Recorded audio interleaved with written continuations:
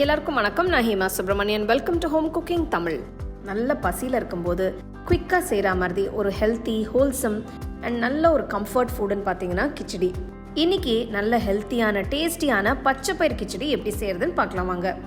கிச்சடி செய்ய பச்சைப்பயிரும் அரிசியும் ஊற வச்சுக்கலாம். இந்த ரெசிபிக்கு நான் 1/2 கப் உடைச்ச பச்சைப்பயிறு எடுத்திருக்கேன். அதே அளவு பாஸ்மதி அரிசியும் எடுத்திருக்கேன்.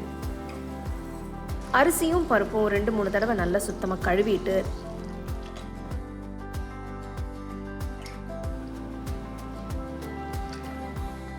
தேவையான தண்ணியை ஊற்றி 1 மணி நேரம் ஊற வச்சுக்கலாம்.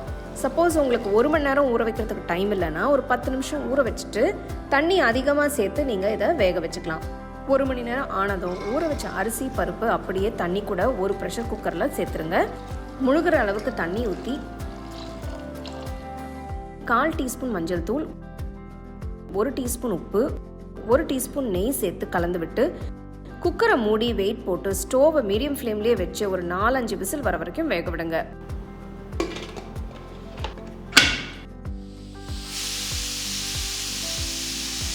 விசில் வந்ததும் குக்கரை ஆஃப் பண்ணிட்டு ப்ரெஷர் ரிலீஸ் ஆகிற வரைக்கும் வெயிட் பண்ணலாம். அடுத்து குக்கர் ஓப்பன் பண்ணி பார்த்தீங்கன்னா அரிசியும் பருப்பும் அருமையாக வெந்திருக்கு. இதை அப்படியே இறக்கி வச்சிடலாம்.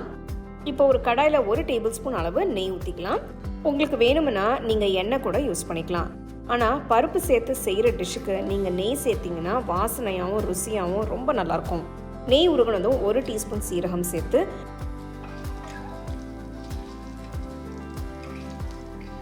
வறுப்பட்டதும் பொடுசாக நறுக்கின 1 துண்டு இஞ்சி, பொடுசாக நறுக்கின 2 பச்சை மிளகாய் சேர்த்து லேசாக வறுத்துக்கோங்க.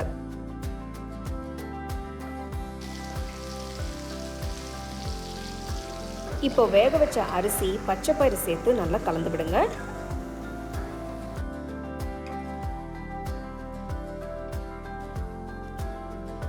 கிச்சடி கொஞ்சம் கெட்டியாக இருக்கிற மாதிரி இருந்தால் கொஞ்சம் சுடு தண்ணி சேர்த்து கலந்துக்கலாம். கிச்சடி ஆற ஆற கெட்டியாக தான் ஆகும். அப்போ நீங்கள் சுடு தண்ணி ஊற்றி மிக்ஸ் பண்ணிக்கோங்க. இப்போ நான் கொஞ்சம் சுடு தண்ணி ஊற்றி மிக்ஸ் பண்ணுறேன்.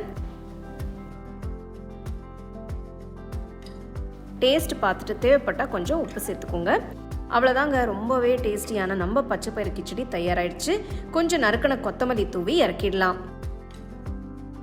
நல்ல குழைவா வாயில் வச்ச உடனே கரையிற மாதிரி ரொம்பவே அருமையான இந்த கிச்சடியை நீங்கள் சூடாக அப்பளம், வத்தல், ஊறுகாய் வச்சு சாப்பிட்லாம். ரொம்பவே சூப்பராக இருக்கும். பாருங்கள் எவ்வளோ சாஃப்டாக க்ரீமியாக எவ்வளோ குழைவாக இருக்குன்னு. கண்டிப்பாக ட்ரை பண்ணி பாருங்கள். அப்படியே உங்கள் ஃபேமிலி ஃப்ரெண்ட்ஸ்க்கு ஷேர் பண்ணிக்கோங்க.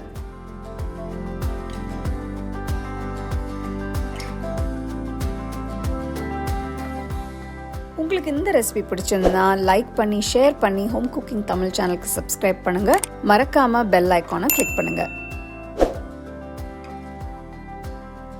The second edition of the home cooking book is now available on Amazon as well as on shop.homecookingshow.in.